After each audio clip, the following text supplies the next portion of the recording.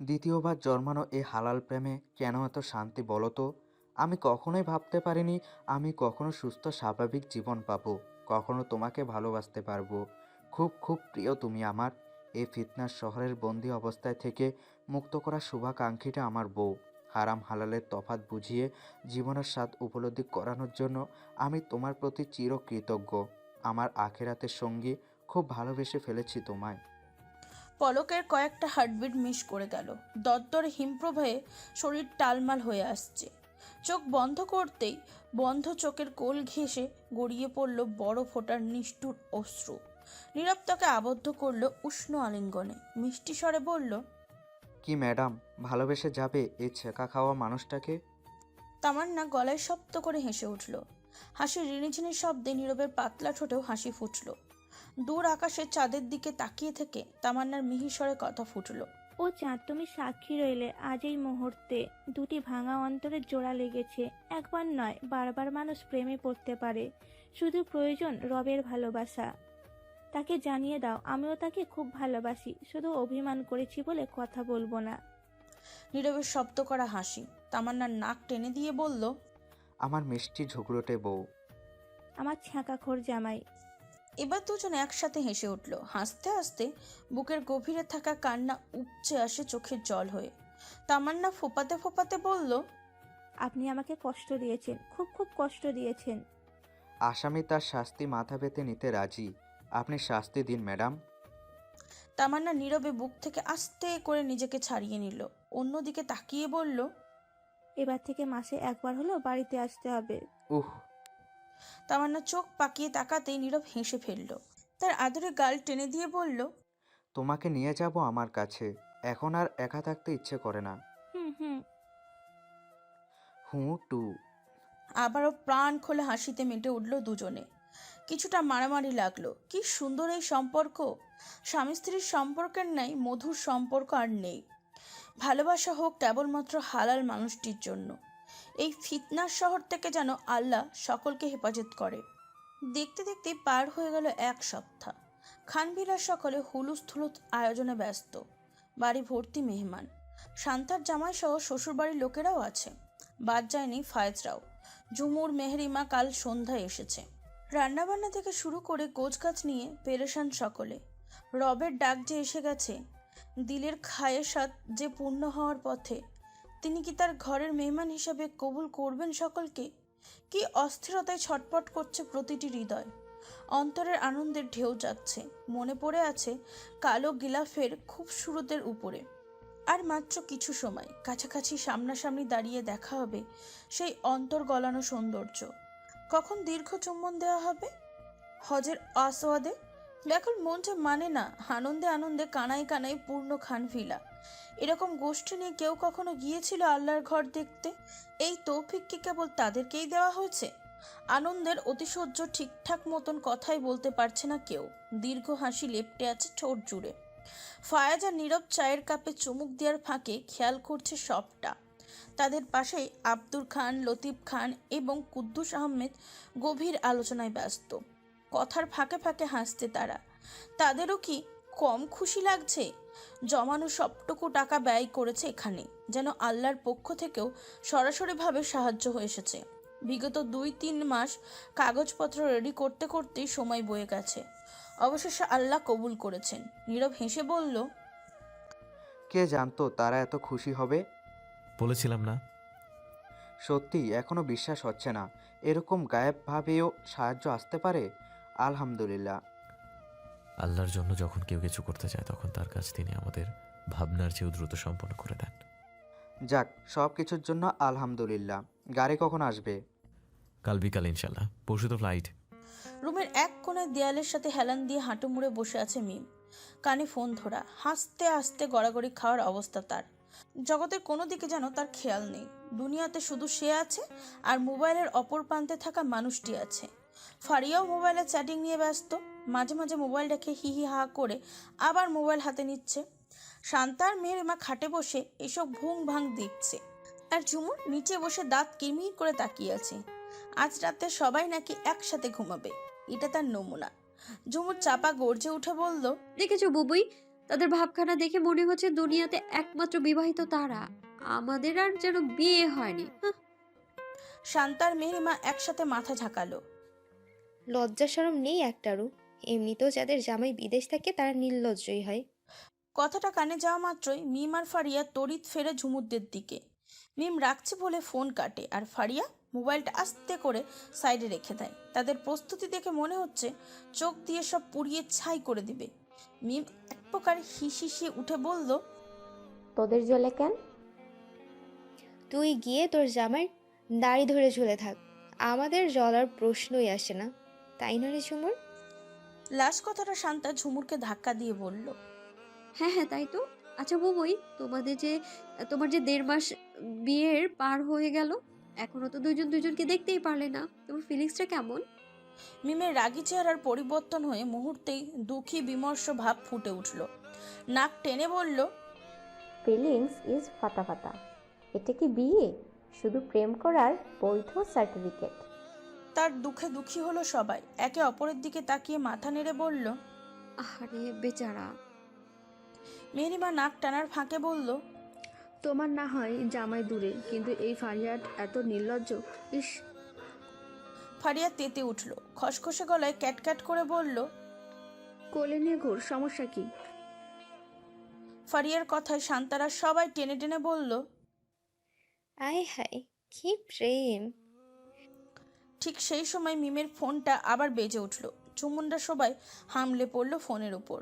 নামের জায়গায় heart emoji দেখে উচ্চ শব্দে হেসে উঠল। মিমও অপ্রস্তুত হাসতে হাসতে আস্তে করে সেখান থেকে কেটে পড়ল। আজ আর একসাথে ঘুমানো হবে না বুঝে সবাই নিজে নিজে রুমে চলে গেল। এখন প্রায় রাত 2টোর কাছাকাছি। রুম অন্ধকার। ফার্স্ট ডিম লাইটের আলো পছন্দ করে না, তাই বন্ধ। ঝুমুর কিছুক্ষণ দরজায় দাঁড়িয়ে থাকলো। অন্ধকার চোখ শুয়ে গেলে আস্তে করে রুমে ঢুকলো। ফায়াজ অন্য পাশে ফিরে শুয়ে আছে। ঝুমুরও অন্য পাশ ফিরে শুয়ে পড়ল। চোখ বন্ধ করতেই টের পেল কারো আলতো ছোঁয়া। ঝুমুর হাসলো।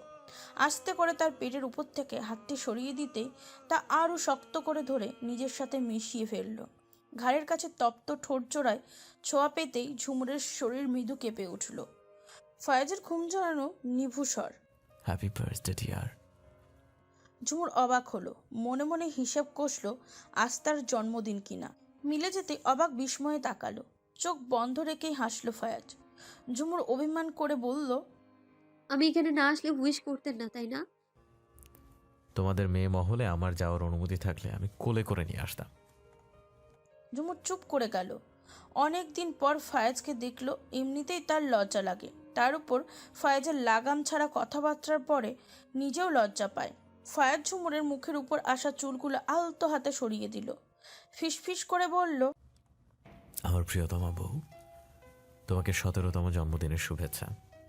আল্লাহ তাআলা তোমাকে দিনদার নারী হিসেবে কবুল করুক, তোমাকে হেদায়েত প্রাপ্তদের অন্তর্ভুক্ত করুক, তোমাকে সকল ভালো কাজ করার তৌফিক দান করুক, কারণ সকল ভালো কাজই সদকা।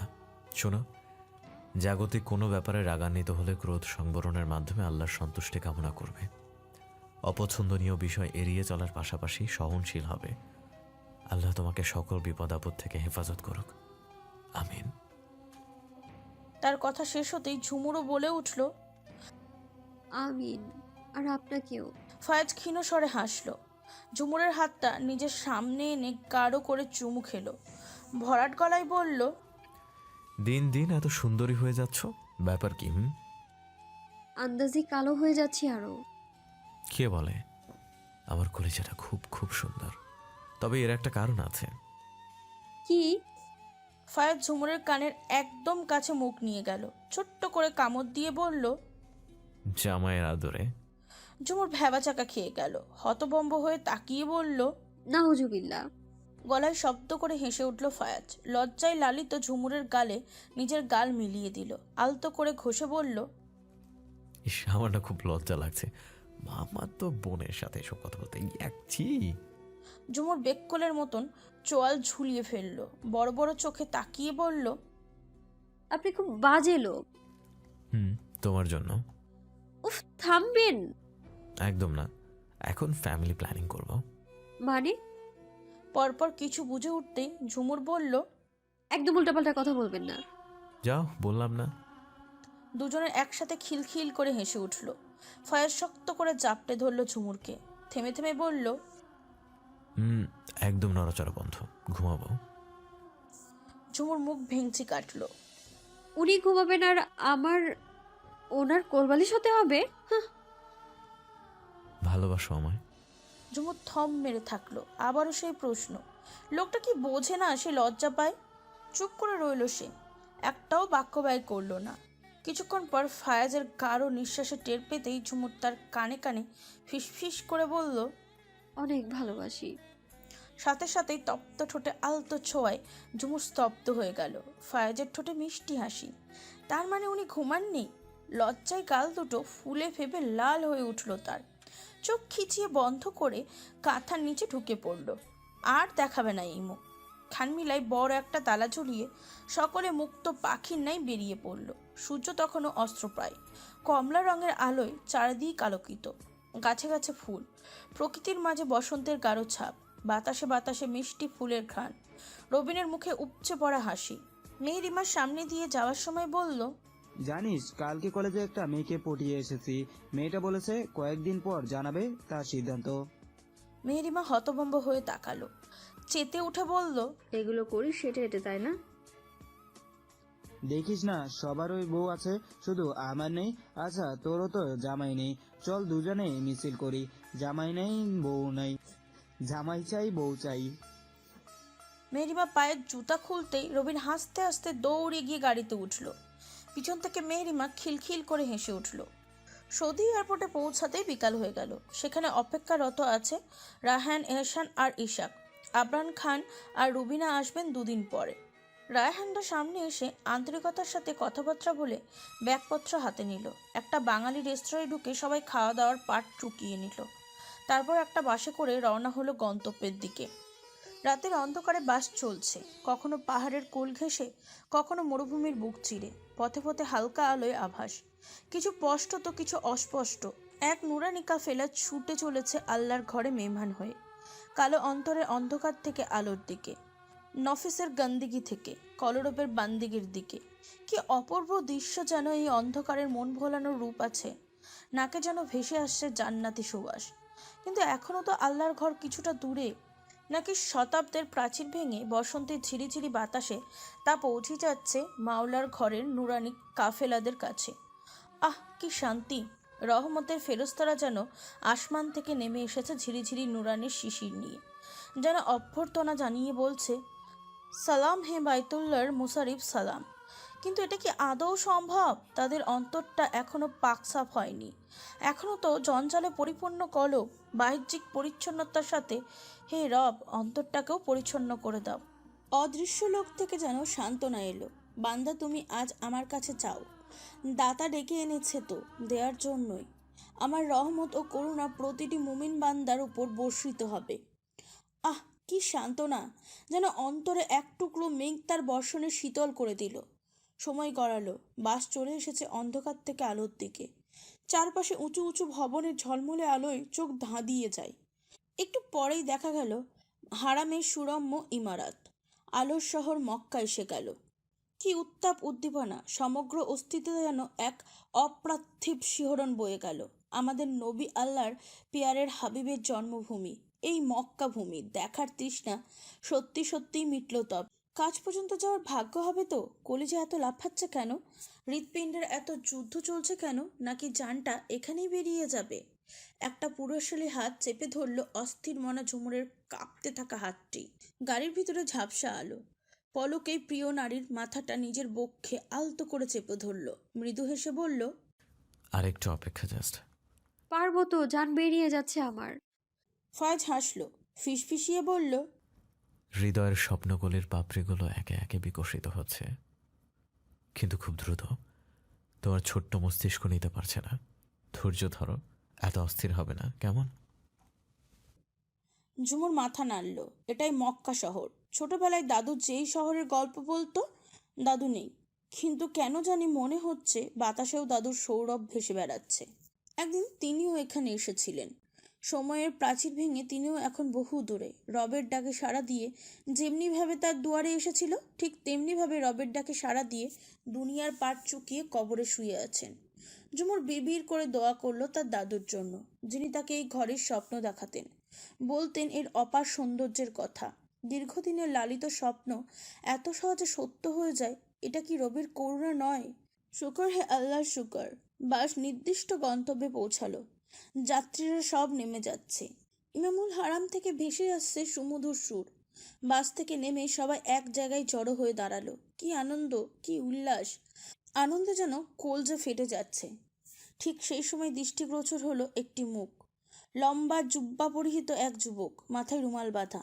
হালকা বাতাসে রুমালের প্রান্ত উঠছে। যুবকটি এসে সালাম জানালো, মুখ থেকে মাস্ক নামিয়ে শান্ত ভঙ্গিতে চাইলো সকলের দিকে।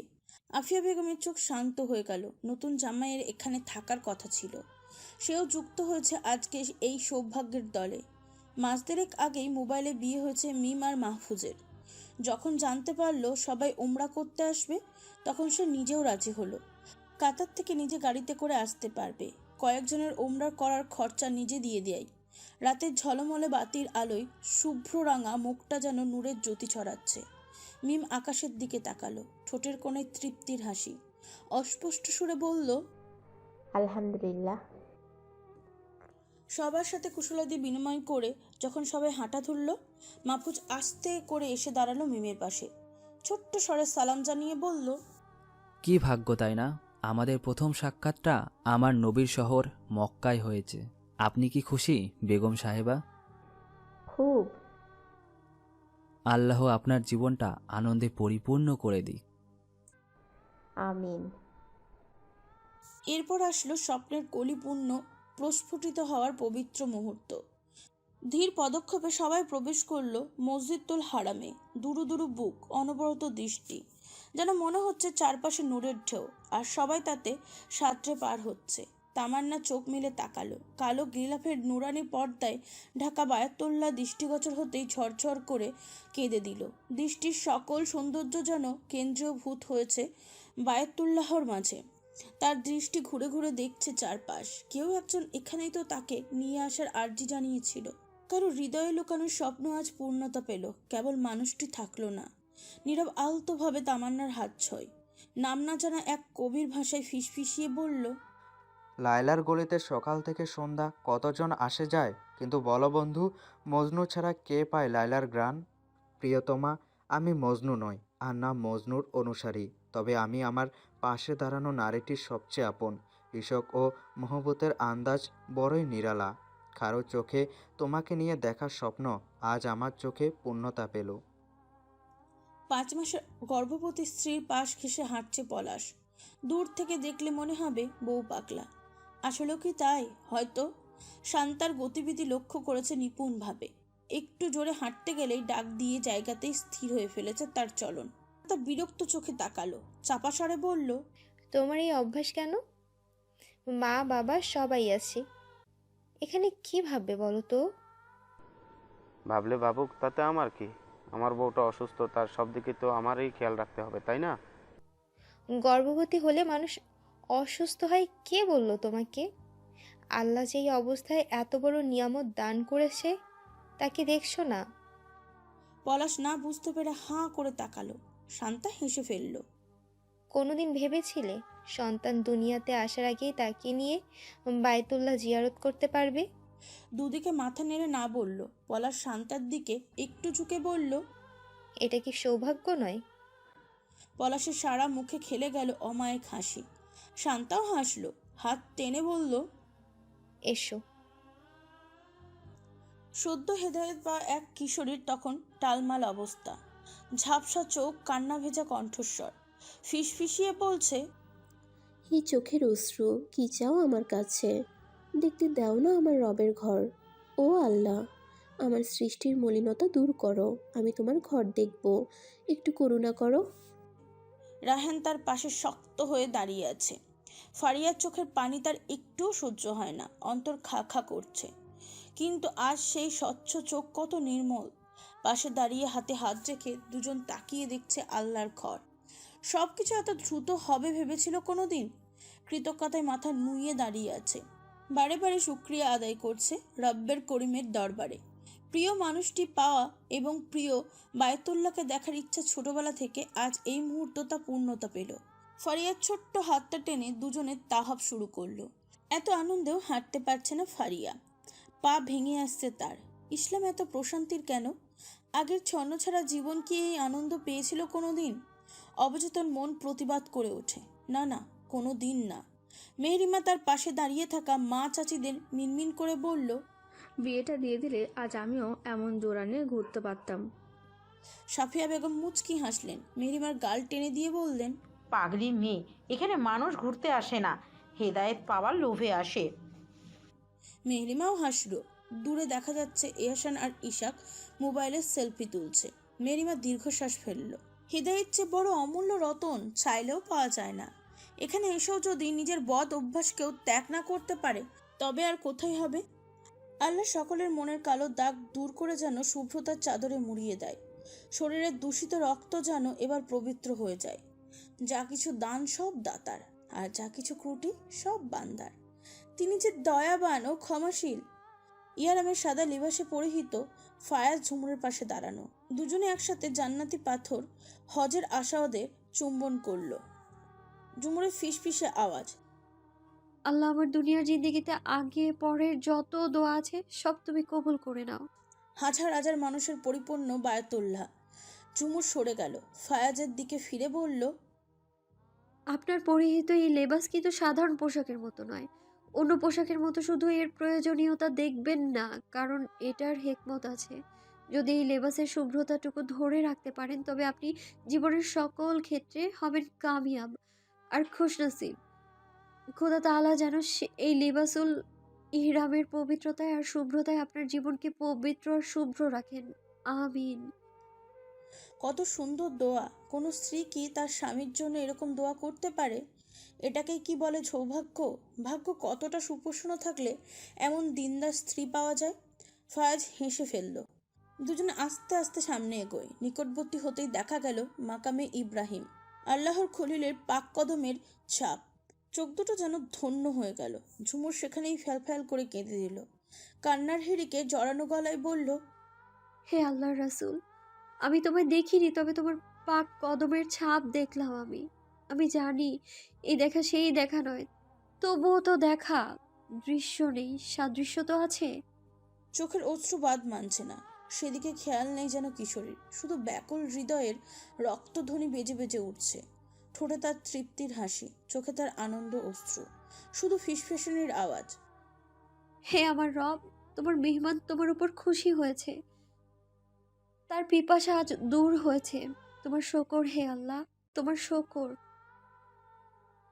চারিদিক তখন লোকে লোকারণ্য। প্রতিটি হৃদয় বিমুগ্ধ চোখে অবলম্বন করছে আল্লাহর ঘরের মেহমানদের সৌন্দর্য। অভিভূত হৃদয় উপভোগ করছে এই শান্তি। অন্ধকার রাতের চারিদিকের বাতাসের দাপট। বাতাসে বাতাসে ভেসে বেড়াচ্ছে সুগন্ধি। নূরের শিশিরে স্নান করছে আল্লাহর প্রেমিক বান্দারা। তারা তো আসেনি, তাদের তো আনা হয়েছে। দাতার ডেকে এনেছে দান করার জন্য। তো এই বসন্তের ন্যায় হাজারবার বসন্ত আসুক মুমিনের হৃদয়ের। এই সুন্দর রাতটি যেন বারে বারে আসে মুমিন হৃদয়ের বসন্ত হয়ে।